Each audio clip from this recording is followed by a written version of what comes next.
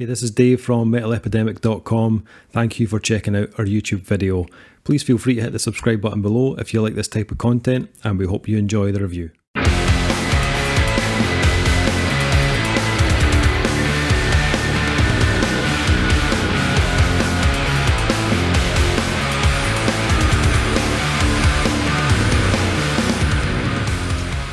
What is up, Internet?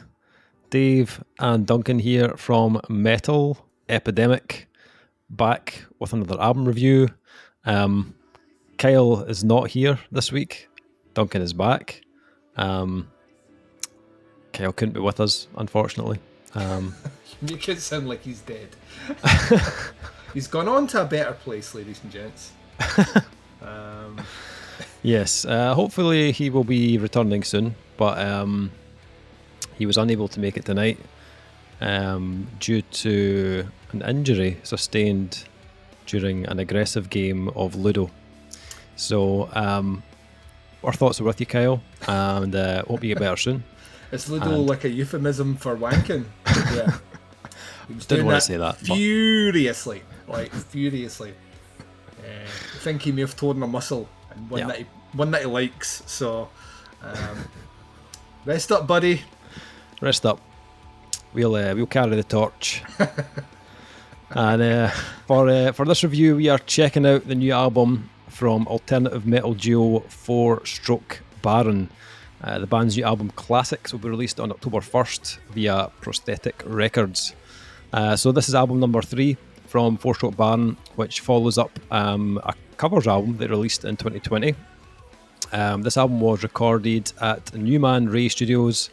Mixing and sound design was done by Devin Townsend, and the album was mastered. That answers a question straight away. There we go. Okay. That's that. All right. No need to ask that then and come across like a foolish bastard. Mastered by Troy Glessner. The band, as I mentioned, are now down to a duo with Kirk Witt on vocals and guitars and Matt Valerino on drums.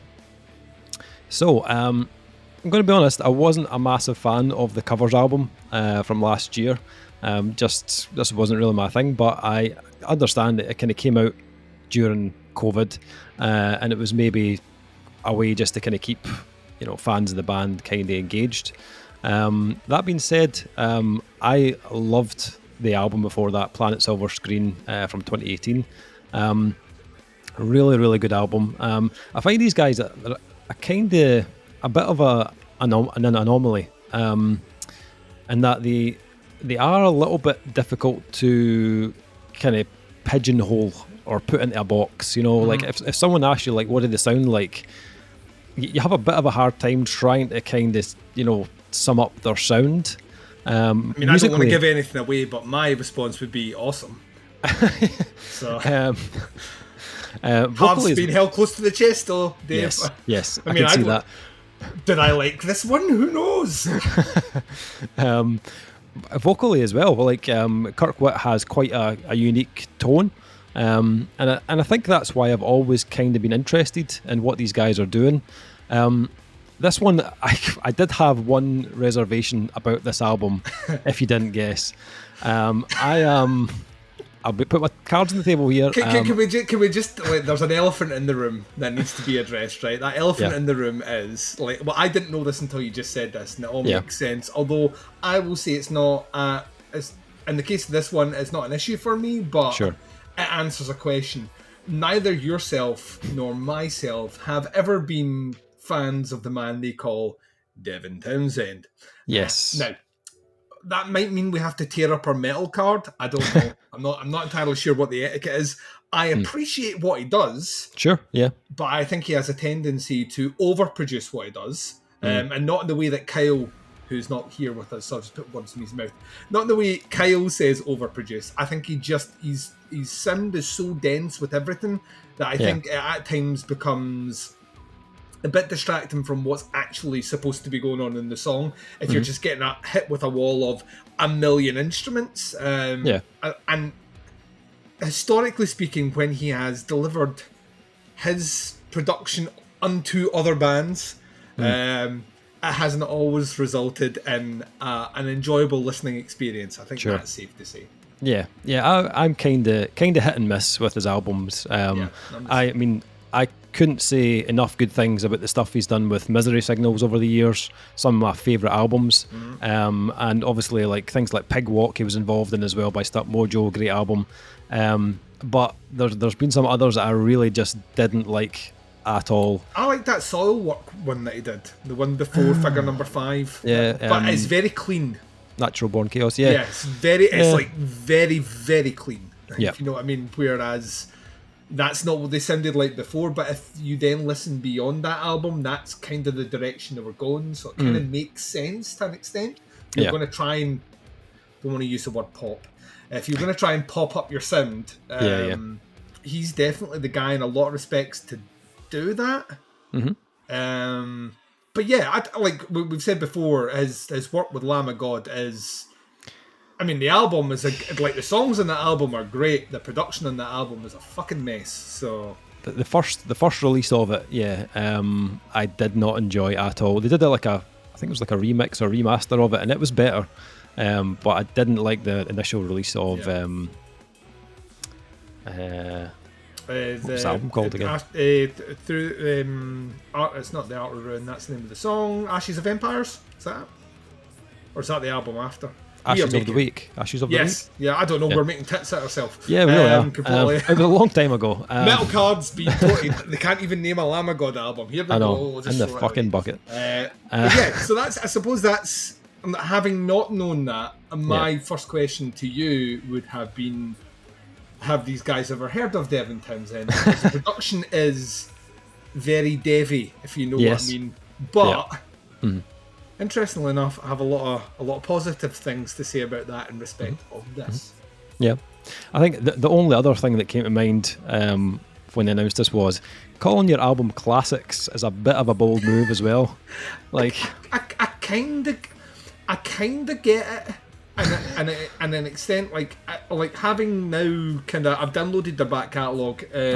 Having listened, this is the last album of the 6 albums Dave gave me. For this recording session, so it's going to be me and Dave over the next couple of weeks, like just appearing randomly at a sync. You'll know by the t-shirts we're wearing. But it looks like the majority of their stuff has a kind of theatrical twist to it. So the idea of classics, and even the album artwork, which kind of has this kind of almost old school theatre sort of banner, the idea of classic cinema, the idea that kind of is what was evoked for me, as opposed to these songs are classics. Although I can see why you would instantly. I was like, "Oh, bold statement." Yep. I think like sound wise, again, this album has that like almost like poppy progressive feel to it. Is how I would kind of describe it. But it's got like almost like an 80s gothic new wave vibe at the same time. Dude, it's hints of, it's like vocally, it's like hints of Depeche Mode meets Gary Newman meets the Human League. It's the weirdest. His tone is, I love it. I heavily fell in love with his vocals. I've never heard of these guys before, so I'm not like Dave with I liked them back in 2018. I can't claim that. I'm like literally, I'm doing the hipster thing now, where I'm just going to claim this band as my own. Right, cool. This is my band now. But yeah, like that's like all that kept coming to mind is like 80s new wave, like 80s all the way through this is kind of 80s new wave, and it tinges on the kind of gothical side of that, like where you're starting to get bands that were not like The Cure, although there's a bit of The Cure in here as well, actually. It's kind of moving towards a slightly darker sound. Depeche Mode's the one I always go to because Depeche Mode became super dark. Like really, really dark. Where you listen to the early stuff, you're like, this is not the same fucking band. But there's, I know. But musically, whilst there's elements of that, it's totally not that. No, it's still got a very heavy side to it. A very kind of progressive, kind of alternative kind of side to it. I'd say though, I think this album for me was definitely felt more refined than Planet Silverscreen. I felt like they'd taken the parts that kind of really worked on that album and kind of molded it a little bit more. The riffs especially felt a little bit more kind of stripped back in places, which almost gives the album more of a kind of backbone and more of a kind of groove at times. maybe slightly less progressive than on their last album. And I think because of that, it almost lets the other elements take like a share of the kind of limelight, I suppose. Vocally, it feels bigger, more kind of hook laden this time around. Like there were multiple moments on the album that just kind of get stuck in your head, and you find yourself just singing along with after only hearing it a couple of times. I felt like they were really trying to make this album far more memorable than the previous one, and I think that's partly down to kind of the vocals and the kind of the catchy melodies and stuff like that. But also, there's a lot of kind of electronics and synths that play a big part in like creating that like background atmosphere, or sometimes more of a focal point in a song. And I think from that perspective, I think I found this album more interesting than any of the previous work, really. Aside from the hooks and the kind of groovy riffs, this album had like delicate piano moments. It had like bits of almost like synthwave. It had like movie score vibes. There's even some like almost, I'm not sure if it's like dubstep or drum and bass type sounds kind of as well, like interspersed throughout it. You can hear that on 13 Steps to Stockton. And I think that really helps keep the album varied, like instrumentally, but also with plenty of different like textures and tones and dynamics. I think that the more the album goes on, you kind of feel like the band have actually tried to push the boundaries a bit more, and I love that. I love that they haven't just released another Planet Silverstream. They've made a far more ambitious album that's more diverse, and it comes with some really, really clever songwriting ideas. Sometimes it was just like simply a groove or the kind of feel of the album that I really liked. Other times it was like a chorus or a melody that kind of kept me hooked, or it was just down to kind of the band bringing some really kind of creative ideas to the table. I also really like the flow of the album, and the way they kind of transitioned the tracks on classics. A lot of the time, the end of a track would almost set up the intro of the next one. And I thought that was a really clever move, because the album never felt like just disjointed at any point. It was a really kind of smooth transition right through the album. Highlights for me, I would probably go with there's quite a few. Rolling Gloom, I really liked a lot of the really nice kind of retro synth sounds on that track that were cool.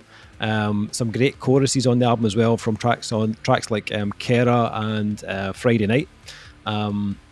Friday Night actually really kind of leans into those kind of big ambient chords, which as you said, kind of retro like 80s kind of feel to them, which was really cool. Definitely a highlight. And I also really liked 13 Steps to Stockton. It's probably one of the most kind of out there tracks of the album, where they are really kind of experiment with more different electronics and synths. But I kind of dug it. Like it's a little bit new metal in places as well. A couple of the riffs were like, oh, that's a little bit kind of like early 2000s. But it works well. It's placed really well in the album, right in the middle, so it kind of breaks up the kind of two halves of it. Also, Sundowner, I really like that as well. Really cool riffs. I like the little kind of bass drum patterns that were syncing up with the guitar riffs. Really cool. It's probably one of the heavier moments of the album. But Kera as well, it had some really kind of cool, down-tuned, kind of thick riffs where they go kind of more heavy on that kind of bottom string. And as I said, vocally, I think Kirk has done another great job on this. His style doesn't like overly change on the album.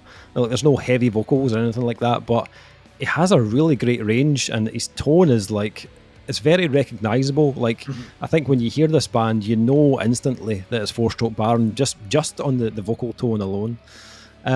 If I had any like kind of negatives on the album, there was maybe a couple of tracks that didn't like fully hook me in. I thought tracks like Go had a not bad chorus, but it was a little bit too long, and I felt like the balance of the track maybe tipped too much into the kind of progressive side for me. It did remind me a little bit of Devin Townsend. And as I mentioned, I'm not the biggest fan, but that one, it didn't really do it for me. Another one was Coast of Barbary. It was okay. felt a little bit repetitive, and the chorus maybe just didn't grab me as much as some of the others. The closing track was a little bit weird as well. Yeah. I could see what they were going for as a closing track, but I don't know, it just didn't really add anything to the album. I think I maybe would have went out on something stronger and maybe used that as an interlude or something like that. But that's just my opinion. The only other thing was that it maybe felt, I think the album felt slightly too long. I think it's about 51 minutes. And I felt as though when I was getting to that kind of like 40-minute mark, I felt like it was probably time to kind of wrap the album up. And that extra 10 minutes maybe just lessened the impact just ever so slightly for me. But not a lot of negative things to say. It's still a very strong album, in my opinion. And I can see the progression they've made from that last album. Production-wise, even though I had my reservations, actually pretty good. I feel like it's been kept fairly natural, quite punchy sounding. The drums had some really nice tones, actually. The snare and the cymbal sounds I really liked. The guitar had a great thickness to it, especially during those heavier parts. And I think they've got the balance right of the kind of instruments against the synths and electronics. I think that was pretty spot on. So overall, fairly positive for me. It was one I was looking forward to, and it didn't really disappoint, to be honest. What about yourself? How'd you get on with this one? Hey, I love this. Absolutely, this fucking floored me. Like I took a week off from reviewing and predominantly listening to music. So this was the last one I listened to, mostly because one, I'd never heard of them. Two, the length of the album was like, this is a day of review sort of listen. I'll give it like a once or twice through, and we'll be fine. And I've listened to this like 6 times. I like, honestly, it's been on loop. I knew nothing about these guys at all, out with like the fact that I am like a child in my head, and all I could keep coming up with was funny ways of basically saying 4 strokes and jizz, because that's how my brain works. It's a strange name for a band. Yeah. You know what I mean? I've heard of 4-stroke engine or 4-stroke oil, but I've never heard of 4-stroke barons. I don't know what that means. Weirdly, it totally suits our sound. I like, sometimes names just like connect with me, and I'm like, yeah, that totally makes sense. I'll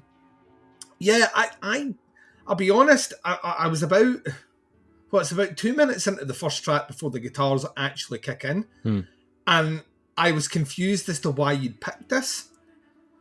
Because I know Dave, like for the listeners out there, Dave vets the albums before we get them, and the ones that come through are usually ones Dave thinks will generate the best conversation. And in those first 2 minutes, there's all manner of weird electronics and synths happening, and I was like, has he picked this for me? like maybe some sort of welcome back. You know, here's an electronic synth album, Duncan. And then the guitars kicked in. I was like, oh, right. I kind of see where we're going. And then that went on a bit, and then I was like, well, is this just an instrumental band? Because it's a while into that first track before the vocals kicked in, and when the vocals hit, I got like goosebumps on my flesh, the hair on the back of my neck stood up, and I was transported right back to the 80s, and I was loving every fucking second of this. The production, like, instantly I was thinking Devin Townsend. Like without even that connection, instantly I thought Devin Townsend. And it reminded me of like the Devin Townsend that I actually like, which is a lot of the stuff that he did with, because he's changed it about 1,000,000 times. It's always fun trying to get a Devin Townsend album on like a Spotify or like an Apple Music, because you type his name in and then there's like 7 different versions of Devin Townsend, and to be honest, most of them sound the fucking same, so I don't know what's going on there. But Ocean Machine is maybe my favourite album that he did. And there's a bit of Ocean Machine here, but like in terms of just better, like more modern sounding production, because that album's 20 years old, maybe even longer than that. So there's that element going on here. It's a very clean production. Like you can hear everything. You're right, the drums sound great. I like instantly when the drums kicked in, I was like, we'll see. Like Kyle's ruined drums for me. Like, let's be honest. It's one of the first places I go to when I listen to an album, because I can usually anticipate whether or not he's going to shit in it from a great height. I was listening, I was like, right, there's definitely something kind of triggery going on here, but there wasn't a lot. And like you say, it's all nice and clean. Drum sound is lush. That guitar tone is beautiful in parts, and then when they hit like a lower groove, it's just, oh man. The electronics and synth work are masterful. I don't know how much of that is them and how much of that is Townsend. It'd be interesting seeing the liner notes to see if he contributed to it. If that's all them, then c'est magnifique. If Townsend's worked on it, then that makes sense, because the way they're even used in certain parts to kind of bolster out the guitar work feels very Devin Townsend, and not having their previous catalogue as reference to me, I don't know if they've always played like that. Or if this is more kind of like a thing with the producer. You tend to find that if you're working with a producer who is in themselves a musician with a recognisable sound, that tends to bleed through into the production, unless you're Kurt Ballou, who can do no wrong and makes every band sound unique. But he's the exception to the fucking rule. Everyone else makes bands sound like they want bands to sound like, as opposed to how the band should actually sound like. Radium's the opening track, which I think is a fine opener. I think it sets the stage pretty much perfectly. And like you see, Rolling Gloom 1999 is where things start to... It's where I start to get a feel for the personality. Then you get one of the singles, which is Kera. Kera, I was totally loving. And it's the one track he didn't mention. Kera, like, goes at the end directly into the next track, so it starts to modulate into the chord structure and even the melodies of Prostitute Part 2, Pretty Woman Makes Money, which to me is the fucking song of the album. That melody, oh my good god almighty, I couldn't get it out of my head. I think I've listened to it about I don't like listening to individual songs and albums, but I broke my rule to listen to that about 6 times back to back before I progressed through the album, and it's not doing anything. Like, compared to the rest of the album, it's maybe the most basic song overall. But by God, does it have this bouncy fucking groove riff and a huge chorus. A fucking huge chorus. And then I was in. I was like, by track 4, I was like, this is fucking brilliant. Right, yes, sign me up. Get me the t-shirt.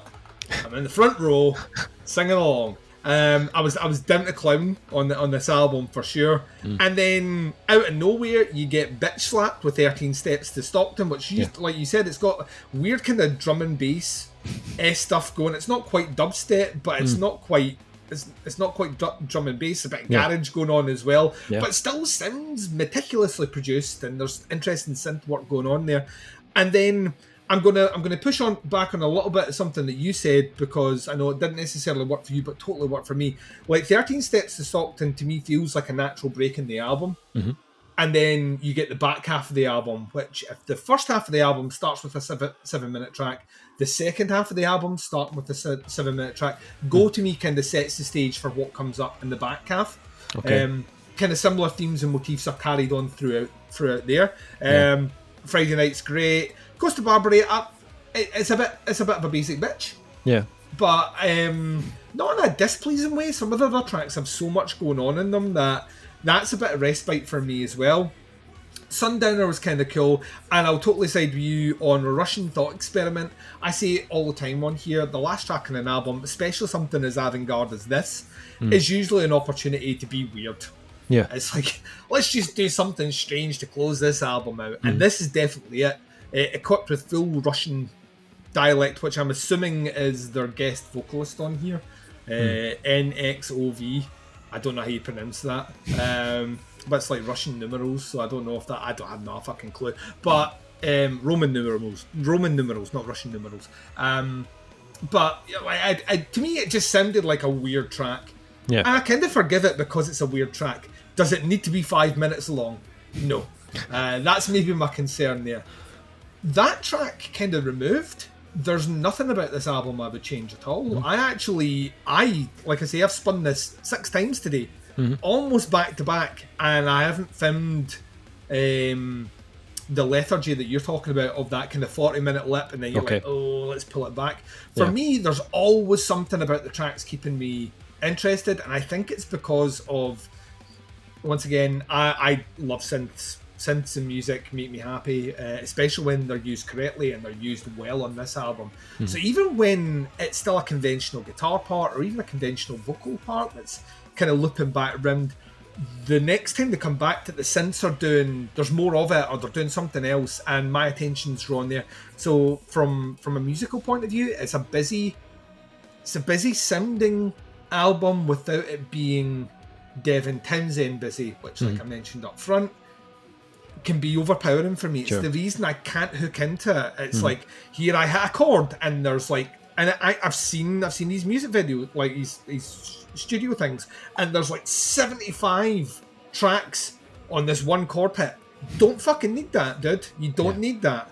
And I feel like this is how Devin Townsend should sound. We're going to get fucking so much shit on our YouTube because of this. This, to me, is how Devin Townsend should sound. Because the dude can sing. He can scream as well. But the dude can sing. His singing voice is great. And sometimes I feel like he does that screamy thing and I don't like it. Interestingly enough, there is some screaming vocals in here. But they're used incredibly sparingly. And I actually think there's vocal effects on them. And that's the other thing. There are tons of vocal effects all over the place. There's vocoders, there's fucking loads of shit.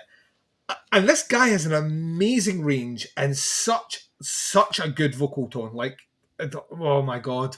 So yeah, like, to me, Classics is an album that, dare I say, feels like something that I'm going to come back to and call a classic. I think they've named it right. I genuinely think this is a really well constructed, very interesting, yet incredibly catchy and super commercial album. How they've managed to get all that on one album is beyond me without necessarily sacrificing. Yeah, it gets weird in parts. And maybe that might be off-putting to people that want just guitars and heavy riffs with some singing melodies. You're not going to get that all the way through this album, but I tell you right now, the vocal hooks on this album, every song's an earworm, honestly. And like you were saying, you've listened to it once or twice and you are singing the melody of a chorus. Yeah. All the way through this. I genuinely think this is a fucking home run. And just before we started recording, I started downloading the back catalogue, so I'm going to go through and listen to the previous ones and get a feel for them. If they come over here, I'm 100% going to see them. Nice. This is the sort of stuff that makes me excited about like doing the reviews and stuff, because this is a band that clearly have been on the go for a while. I had never heard of them. They weren't even remotely on my radar. And that's quite interesting because Prosthetic's the label. Yeah. And I'm on the Prosthetic mailing list. And it must be one of those things where I've read the name in the past and been like that. Nope. No. But this time I'm like, yeah, this is fucking great. I loved this album. This is brilliant. Nice. Okay, so ratings for Classics by Four Stroke Baron. I think for the most part, it lived up to the expectations I had for it. I can definitely hear a shift in the songwriting from the last album to this, and it's clearly they've taken that next step up. I think the songs are more interesting. There's a lot more attention to detail, but it's still very much a Four Stroke Baron album. It's not perfect, but I'm okay with that. I think it just means there's still kind of room for them to grow in between now and the next album. So I look forward to that. For me, overall, I'd probably go 4 out of 5 on this one. What about yourself? What are you thinking? I'm coming a 0.5 above you. I think this is like damn near a flawless fucking album. This one will be spun to death, and as it stands just now, it's in my top 20 for the year. Ooh. I don't know if it's quite cracked the top 10, but there's plenty of listens between now and December. True. But it's comfortably in there. This is awesome. I loved it. Nice. This one drops on October 1st on Prosthetic Records. If you want to check out the band, facebook.com/4strokebaron. We'll put a link below to their Facebook and to their Bandcamp so you can check out the album for pre-order. Let us know what you think. If you've heard any of the singles, let us know. And once you hear the album, happy to hear your thoughts and opinions on it. That is the review. Thank you for checking it out. Much appreciated. We'll be back with another review very soon. But until then, take care. Speak to you soon. Bye, everyone.